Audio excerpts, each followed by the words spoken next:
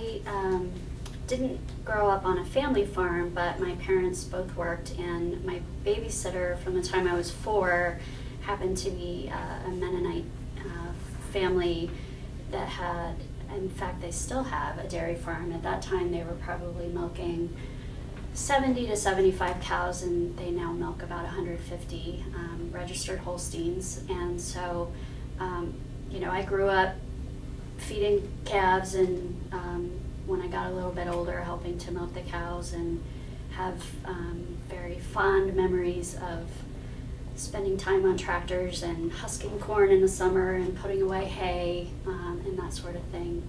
So that's, you know, mainly my exposure to animals of all types. They, of course, their main focus were cows, but they had some chickens and occasionally some hogs that they were raising and that sort of thing. As an undergraduate here, I really couldn't decide between being in the science track or the production track, and so essentially I did both. I made sure that I had the prerequisites that I needed so that I could apply to veterinary school, but I also took the dairy production classes with Dr. Muller. And I also worked at the dairy facility here, spent a lot of time in the old calf barn and learned a lot about calf respiratory problems, which has sort of helped me as my career has gone on.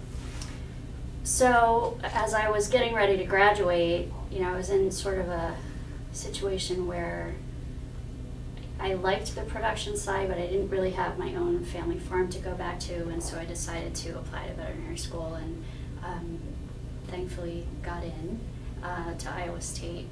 So, you know, as I went through veterinary school, I sort of had an idea that I probably wasn't gonna be in practice my whole career.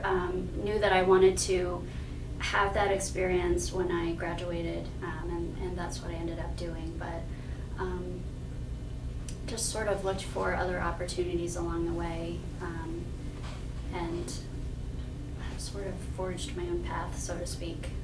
Practice is challenging. There's a lot more than most people realize. It's a people business just as much as it is animal business. And while I can do it and can be very good at it, it just wasn't, I guess, where my burning desire was, so to speak. And in my current career path, I really like the idea that I'm applying the science and the knowledge that I have, and that there's sort of a greater outcome, you know, that we're helping a larger population of people, and, you know, helping animals too, because a lot of the research that goes on is applicable to both. My job right now is really a good mix between clinical veterinary practice, taking care of the research colony. It's also teaching, which I enjoy very much. I get to interact with the medical students as well as our veterinary residents, and then research is also a part of it. And I think that mix is very good for me. There's always something new going on, and while it can be very hectic at times, balancing all of that, I like the variety. Even though I'm in a research setting, we are still using what are, you know, classically thought of as farm animals. We have calves and sheep and pigs, and so the husbandry that I learned in this program is still very applicable to them, even though they are being used in a research setting. In some cases, our animals are coming from a local farm supplier, and so we still have to think about where they're coming from and the sorts of problems that they might be coming to us with, and be able to apply that so that they are viable research subjects. I have daily contact with animals every day, and that's the way I like it. I mean, first of all, I can just give you a rundown on the species that I work with, which include calves, sheep, pigs, goats sometimes, cats, dogs, rabbits, rats, mice, zebrafish, guinea pigs, sometimes hamsters, sometimes ferrets, non-human primates. I think that's everything, except that I also do veterinary work at Zoo America at Hershey Park, so the scope is expanded to North American species such as wolves and mountain lions and bison, and yes, we do sedate them if we need to work on them. A big focus of my job is supporting research projects that involve surgery, and particularly for the USDA covered species, which are everything excluding mice and rats and birds and farm animals that are used in agricultural teaching or research. So our farm animals are included. Of all the classes that I had at Penn State, you know, I think I probably enjoyed the ones in animal science the most, which I suppose is the way it's supposed to be since that was my major. But you know, they were typically smaller classes, which I think is nice after you've been exposed to Bio 101 with 1,000 students.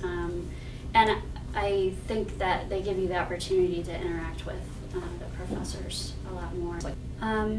My first piece of advice is to study hard. Grades are important. I wish I could say that they were not, but the competition is fierce to get into veterinary school, and you just have to have the grades, first of all. It is important to go out and try to seek out some experiences. And then the other big piece of advice I have is to open your mind and be willing to consider that practice might not be the place for you. If it's, you know, your heart's desire, by all means go and do it. But there's a really great need for veterinarians in the public health field, in government jobs, in research, and the need is growing, and I have to put a plug in there for the food supply veterinarians. There's a huge shortage there as well. And the other thing to consider, and this is a big one because the cost of going to veterinary school keeps rising, a lot of those alternate fields are starting to have loan forgiveness and loan repayment programs that can help you with your educational debt. Undergrad years were a balancing act for me between working part-time to help support myself and you know, trying to do well in class with the idea that I maybe was going to apply to vet school. And I got in, so I guess it's a moot point, but looking back, I probably could have done a little better in some of my classes, and that's just me being a perfectionist. But other than that, I wouldn't have changed anything. I think I had a lot of angst as an undergrad about what I was going to do with my life, and I think that's probably pretty common.